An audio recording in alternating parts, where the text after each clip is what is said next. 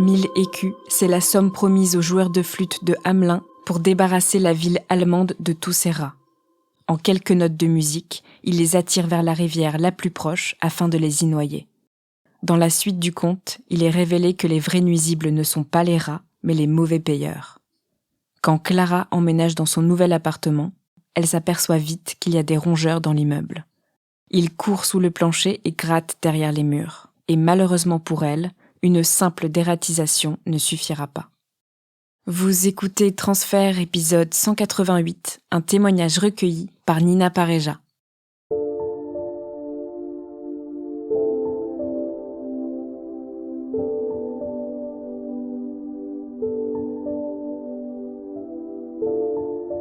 En mai 2016, je suis à Toulouse, j'ai 32 ans et je viens d'acheter un appartement. C'est un achat qui m'a marqué parce que c'est l'aboutissement de plusieurs années. J'ai pu acheter cet appartement parce que j'ai eu un héritage suite au décès de ma mère et du coup l'achat de cet appartement c'est pour moi investir dans quelque chose de pérenne, c'est poser des pierres pour mon avenir, donc ça a une importance sur mon chemin de vie. Je suis intermittente du spectacle. J'avais beaucoup d'hésitation dans l'achat d'un appartement et c'est une amie qui m'a décomplexée sur le fait de faire un crédit. Je pensais pas que j'étais forcément éligible, mais comme j'avais un apport, ma demande de crédit qui était un complément m'a permis de prendre le temps de trouver un appartement qui me plaisait, sur lequel j'avais un coup de cœur. Acheter cet appartement, c'est pour moi, ça marque vraiment une étape dans l'acceptation. Maintenant, j'accepte ce qui m'est arrivé et j'en fais quelque chose de positif. Donc j'achète cet appartement, je m'offre un endroit dans lequel je peux habiter sur plusieurs années. Moi-même, je veux des enfants, donc c'est aussi potentiellement quelque chose que je peux léguer à mes enfants. Investir dans la pierre, c'est préparer l'avenir pour mes propres enfants. Cet appartement, il est typiquement toulousain. Il y a un grand mur de briques galets. Il y a un plancher en bois massif. Il y a de la hauteur sous plafond, des poutres apparentes. Il donne sur des jardins. Il est au calme. C'est comme un loft et il y a la chambre en mezzanine ouverte sur la grande pièce à vivre. Et il a vraiment du charme et atypique et c'est ça que je cherche et c'est ça que je trouve dans cet appartement. Donc il est situé dans un vieil immeuble toulousain du début du XXe siècle. Ce sont des immeubles qui ont été construits au fur et à mesure. Alors donc les Toulousaines, c'est de plein pied et puis progressivement ils ont construit le premier étage puis le deuxième étage. Et cet appartement, il est construit un peu de manière spéciale. Il est au premier étage mais en décalé par rapport à l'immeuble. C'est-à-dire que au-dessus, il n'y a pas de voisins. C'est un appartement qui a été construit après la construction de l'immeuble. Je n'ai pas de regard sur la copropriété parce que je ne me pose pas la question. Donc j'emménage, la journée se passe et puis je finis la journée bien fatiguée. Je finis sur mon canapé et là je vois sous le meuble de la cuisine quelque chose qui passe. Et puis je vois que la poubelle est grignotée. Je vois que ça repasse. Et donc là, je me pose la question, mais qu'est-ce que c'est que ce truc? Qu'est-ce que c'est? Donc là, il y a deux solutions. C'est peut-être une souris, c'est peut-être quelque chose de petit, de mignon, une petite souris des villes, mais ça peut aussi sans doute être un gros rat. Je prends une douche froide. J'ai un effondrement, je me sens... ça me démoralise, je m'écroule un peu de l'intérieur. Je mets beaucoup de temps à m'endormir et j'y pense beaucoup. Je me demande est-ce que c'est un rat et puis j'essaye de me rassurer en me disant mais non, c'est une souris. Et puis en fait, je sais que c'est un rat, je le sais. Ce que j'ai vu, c'est beaucoup trop gros pour être une souris.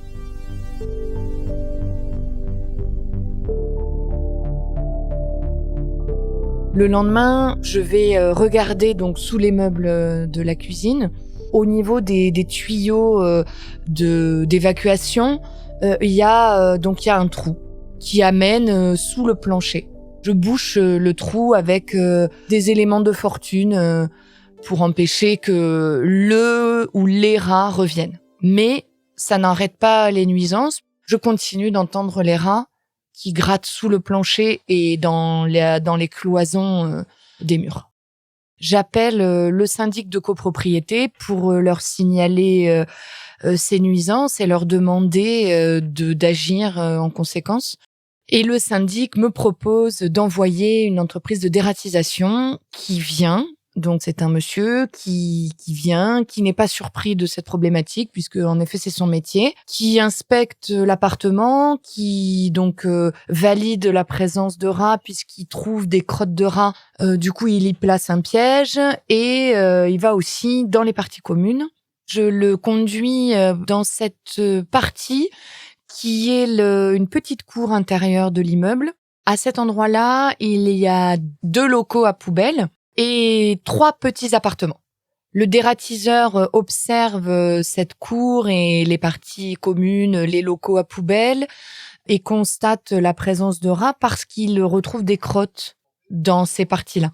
Et il conclut à l'arrivée des rats des parties communes, où il trouve également la présence de rats puisqu'il trouve des crottes et il place aussi des pièges à rats. Donc le dératiseur me rassure et pourtant j'ai un sentiment assez mélangé. Je parle avec un couple propriétaire de l'immeuble et ils me disent que ça s'est déjà produit les années précédentes, qu'ils avaient déjà fait venir des entreprises de dératisation, qu'ils avaient conclu que ça provenait d'une canalisation sur laquelle ils avaient mis une grille. J'ai un sentiment que cette histoire est plus complexe qu'il n'y paraît. Donc mon intuition s'avère vraie puisque malgré les pièges, je continue à avoir des nuisances, c'est-à-dire je continue à entendre que ça gratte sous mon plancher, je continue à entendre que ça court dans les cloisons de mes murs. Je me rends compte qu'il y a toujours des rats présents sous mon appartement. Je rappelle le dératiseur qui revient pour changer les pièges et qui à nouveau me rassure puisqu'il considère qu'une deuxième intervention fait partie de la norme dans ce genre de traitement d'histoire. Les nuisances continuent. Je suis tout le temps angoissée, j'y pense tout le temps, je suis hyper vigilante au moindre bruit que j'entends. Le plus dur, c'est la nuit parce que j'imagine que les rats vont sortir et vont venir dans mon lit. Je me fais des films, des mauvais trips. Et je suis dans un état d'angoisse que je sais pas bien expliquer, mais qui me tient. Je suis mal. Et malgré le fait que ce dératiseur me rassure une deuxième fois, j'arrive toujours pas à apaiser ce sentiment qu'il se passe quelque chose qui n'est pas normal parce que c'est pas normal que j'ai eu un rat qui remonte jusqu'à dans ma cuisine. Je sens qu'il y a quelque chose qui est pas normal et voilà, je suis mal. Ça tombe dans une période où sur plusieurs plans de ma vie, professionnel, amoureux, je vis aussi beaucoup de stress et donc du coup tout ça crée une sorte de boule dense et je me retrouve comme ça dans un nuage noir et où j'accumule beaucoup d'angoisse. Ça vient donc rajouter une grosse problématique aux problématiques que je traverse déjà. Je suis à moitié en burn-out, le conjoint avec qui je suis me trompe, on va bientôt se séparer. Enfin voilà, donc c'est vraiment c'est très chargé négativement. Je vis dans cette angoisse depuis 1 mois. Début juillet, je commence à mener mon enquête pour me sentir active pour gérer cette problématique. Une après-midi, dans ma rue, je croise ma voisine d'en dessous. Je parle avec elle pour échanger à propos de cette histoire de rats dans les parties communes, puisque elle habite proche des locaux de poubelle, donc elle doit avoir aussi des informations et donc je trouve intéressant qu'on puisse échanger à ce sujet. C'est une dame, elle est assez désorientée, elle présente des problèmes d'hygiène, je m'en rends compte et je lui pose quelques questions sur voilà, je lui explique que j'ai des rats dans mon appartement, que j'ai des nuisances sonores que j'entends qui sont sous le plancher. Et comme elle est au rez-de-chaussée et qu'elle est juste en dessous, elle doit également avoir des témoignages à me partager. Et là, j'hallucine de ce qu'elle me dit. Elle me dit ah oui, oh ben les rats. Oh là là, ils sont chez nous aussi. Puis alors regardez, elle soulève son t-shirt et elle me dit ah ben vous savez, ils me mordent hein. Et là elle me montre sur ses bras des traces, des marques en fait. Et puis elle me montre également des marques sur ses jambes et je suis en état de choc parce que je m'attends pas du tout à une réponse comme ça. Et je suis complètement, je suis bouleversée par ce qu'elle me dit. Et tout de suite, donc je la prends au mot et je dis mais comment ça se fait? Donc elle m'explique que c'est parce que ils ont plus l'électricité dans leur appartement, qu'ils ont eu une coupure d'électricité et que du coup, comme ils n'y voient plus dans l'appartement, des fois quand elle s'assoit sur un rat et c'est pour ça qu'il la mord. Je lui dis il faut absolument faire quelque chose, il faut contacter votre propriétaire, il faut qu'on vous remette l'électricité, il faut absolument informer votre propriétaire, vous pouvez pas rester comme ça. On en reste là. 3 semaines s'écoulent pendant lesquelles je vis des choses qui m'accaparent. Je me rends compte que du coup elle ne s'est pas rapprochée de son propriétaire et qu'elle n'a pas agi. Et là, du coup, un dimanche soir, c'est début août, je vais toquer à toutes les portes de l'immeuble. Je décide que la situation peut pas continuer comme ça. Et là, je décide d'aller chercher tous les voisins. Donc, je leur dis qu'il y a des nuisances de rats dans l'immeuble, que j'ai des nuisances de rats dans mon appartement et qu'une dame m'a dit, une dame qui habite au rez-de-chaussée m'a montré des morsures de rats sur ses bras et ses jambes et que je leur dis qu'il faut absolument qu'on agisse, que la situation peut pas continuer comme ça, il faut absolument faire quelque chose. Il y a plusieurs voisins qui sont très affectés par cette histoire, et notamment une voisine qui dit tout de suite on ne peut pas la laisser comme ça. Il faut qu'on fasse quelque chose pour cette dame. Cette réflexion qu'elle a me touche beaucoup et me donne encore plus d'énergie pour agir, parce que c'est vrai, on ne peut pas laisser quelqu'un dans un état comme ça. Pour que cette dame en arrive à se faire mordre par les rats, on se doute bien que derrière, il y a un gros problème. Cette réflexion de cette voisine me touche parce qu'elle me remet face à cette responsabilité. Je ne sais pas si c'est une responsabilité citoyenne ou tout simplement humaniste. Au début, j'étais quand même sur un truc assez égoïste puisque c'était la présence de rats dans mon appartement. Ça ne concernait que ma personne. Et là, le fait qu'il y ait une personne en danger, ça me donne beaucoup d'énergie de me dire qu'il faut protéger quelqu'un. Ça vient toucher quelque chose dans la personne que je suis.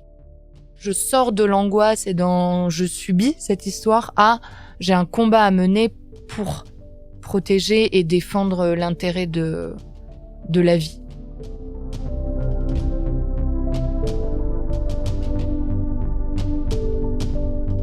Un des voisins parle d'un service qui existe à la mairie, qui est le service de l'hygiène. Ils ont un service fait pour ce genre de problématique.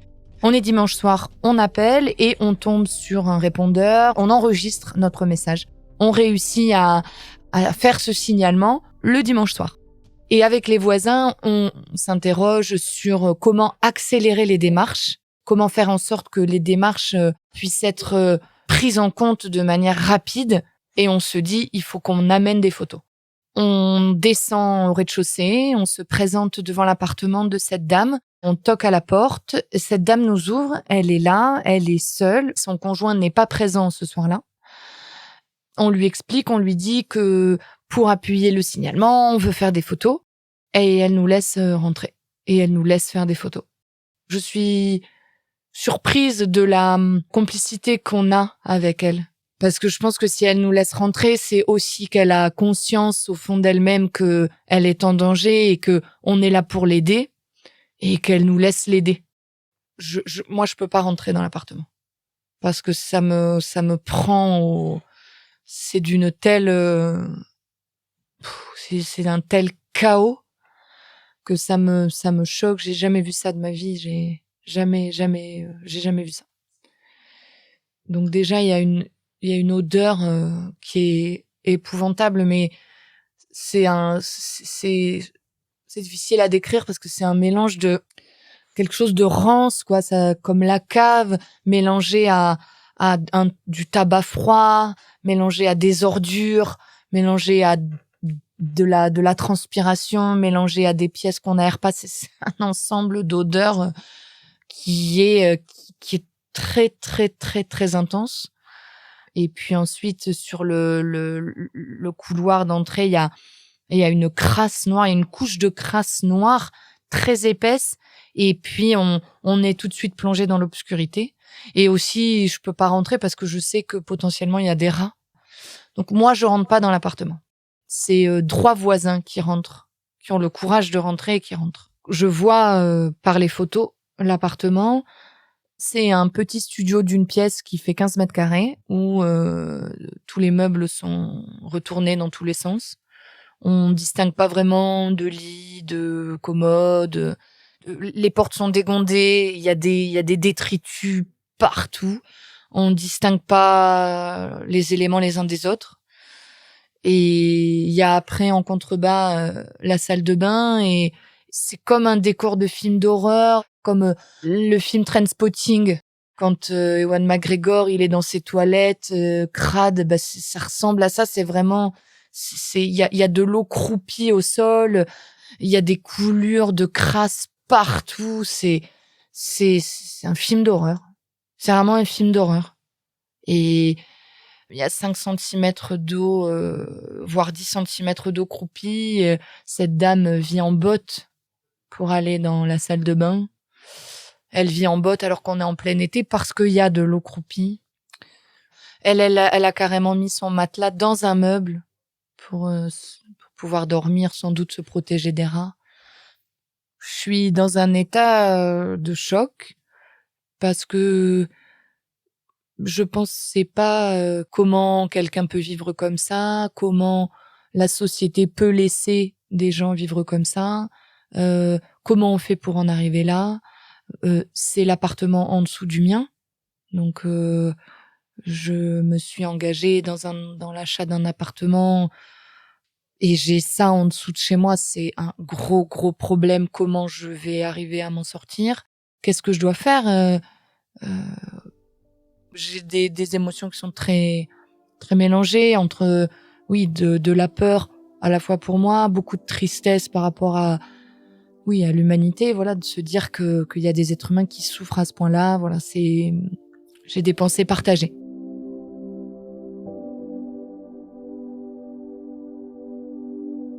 Le soir même, j'envoie les photos au propriétaire de l'appartement, au syndic, à la mairie et à tous les autres, habitants de l'immeuble. Je leur envoie les photos. Et dès le lendemain, j'ai des réponses du propriétaire de l'appartement concerné. Je l'invite à boire un café, je le reçois chez moi et je suis surprise de sa réactivité parce que apparemment, ça faisait des années qu'on l'avait quand même informé des nuisances proches de son logement, qui avait eu peu de réactions. Et là, dès qu'il y a eu des preuves incontestables et que je l'ai quand même informé que le syndic et la mairie étaient au courant, il s'est bougé. Au départ, je me considère plutôt sympathique puisque je lui offre un café et je lui demande qu'est-ce qu'il compte faire pour prendre en charge cette histoire. Ce à quoi il me répond, je n'ai pas que ça à faire. Et là, du coup, je comprends que c'est pas du tout un allié dans cette histoire et que j'ai affaire à moi ce que je qualifie d'un marchand de sommeil ou je sais pas comment on peut dire, mais je considère que j'ai affaire à un mauvais propriétaire. Je suis énervée quand je l'entends me dire qu'il a pas que ça à faire. Je lui réponds moi non plus et personne dans cet immeuble n'avons à gérer non plus ce genre de problématique plus que vous. Et je suis énervée que qu'il soit pas responsable ne serait-ce qu'humainement. Encore une fois, je reviens à ce qu'elle a dit cette locataire parce que ça me touche et je lui dois vraiment Je trouve qu'elle a vraiment beaucoup de mérite d'avoir dit on peut pas laisser les gens comme ça. Et ce propriétaire, dans sa manière de réagir, il montre de l'indifférence. Cette dame et son conjoint ne sont pas capables d'agir pour eux-mêmes. Alors, il faut bien que quelqu'un le fasse. Et ce propriétaire se décharge et ça m'énerve. Cette lâcheté et cette indifférence, je trouve ça dégueulasse.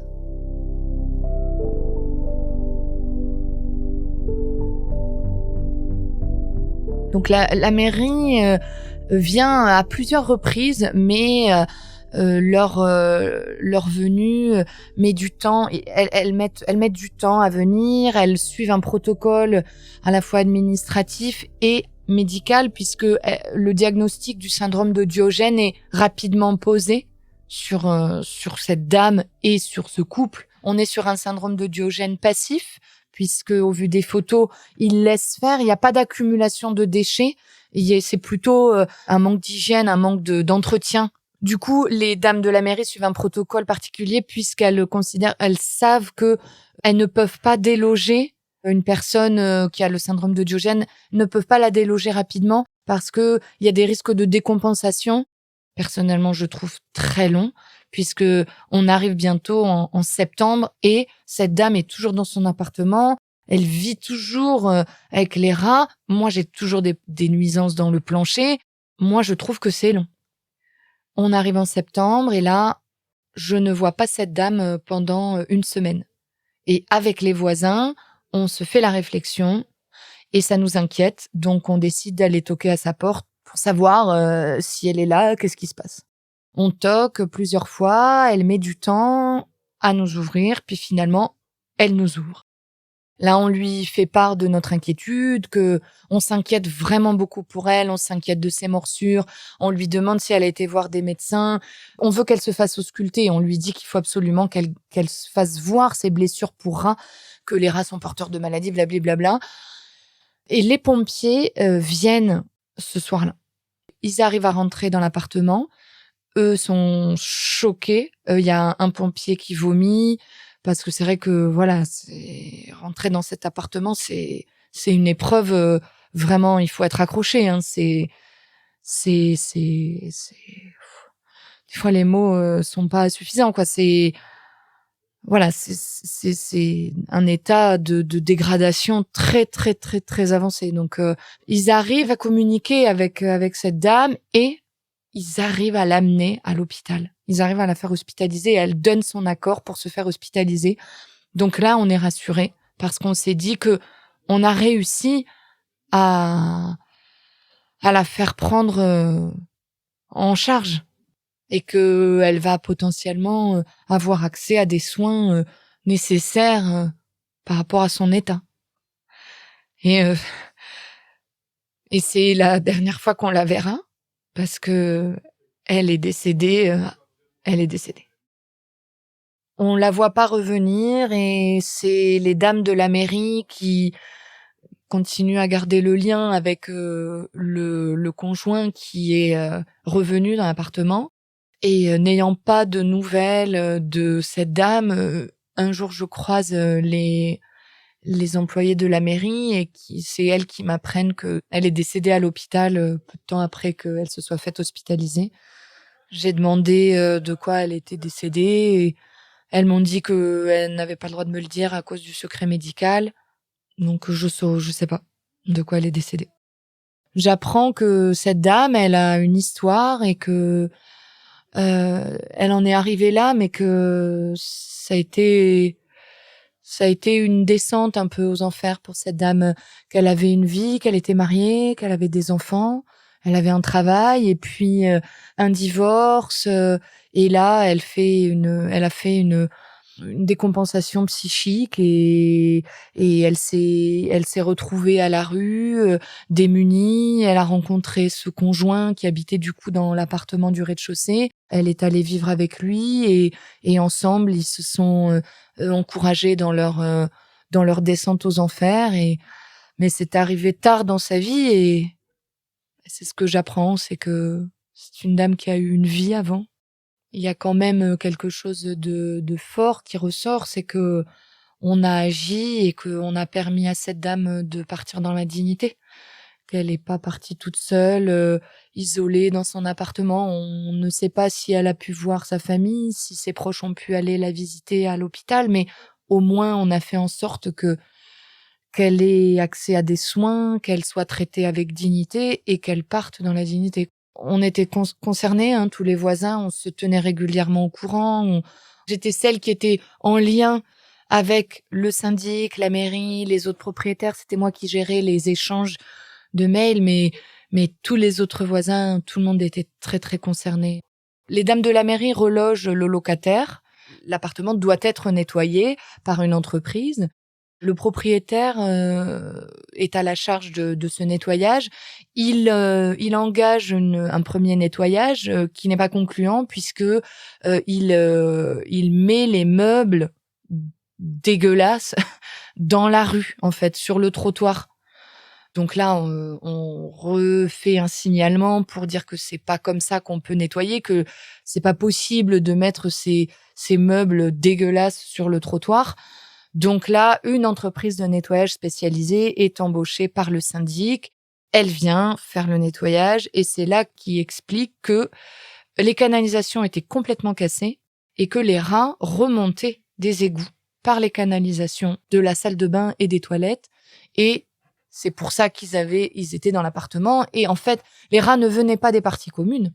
Les rats venaient de l'appartement en question. Les rats remontaient directement des égouts par les canalisations dans l'appartement. Comme il y avait de la nourriture dans l'appartement, c'était leur garde-manger. Et en fait, ils avaient plus ou moins élu domicile dans l'appartement. Moi, j'ai habité dans l'appartement pendant presque 4 ans. Suite à cette histoire, donc évidemment, les nuisances se sont arrêtées, puisque une fois l'origine trouvée, depuis 4 ans, il n'y a plus de rats dans l'immeuble. J'ai pas de remords ou j'ai pas de culpabilité. Au contraire, je trouve qu'on s'est soutenu avec les voisins et les proches qui suivaient cette histoire. Donc, je suis contente qu'on ait agi, qu'on ait fait quelque chose, on s'est responsabilisé, on a agi pour le bien de cette dame, pour le bien de la collectivité. Donc, je suis fière de ce qu'on a fait, oui. J'ai beaucoup de tristesse de cette histoire, sur le moment, j'ai de la peine. J'ai beaucoup de peine. J'ai beaucoup de peine pour cette dame, beaucoup de peine pour... J'ai beaucoup de peine. Je sais pas expliquer pourquoi ça m'a touchée à ce point-là, je sais pas. Cette dame, elle m'a touchée, je me suis sentie proche d'elle et donc le fait qu'elle décède, c'est comme si je perdais quelqu'un à qui je tenais.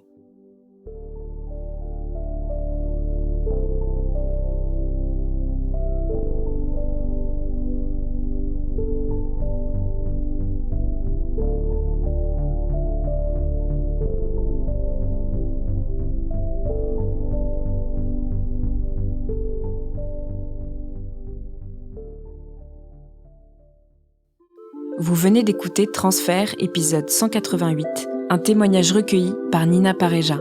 Il a été produit et réalisé par Slate.fr sous la direction de Christophe Caron et Benjamin Septem-Ours. Production éditoriale, Sarah Koskiewicz. Prise de son, Nina Pareja. Montage et réalisation, Victor Benamou. Retrouvez tous les épisodes de Transfert sur Slate.fr ou sur votre application de podcast préférée. Pour proposer une histoire, vous pouvez nous envoyer un mail à l'adresse transfert@slate.fr.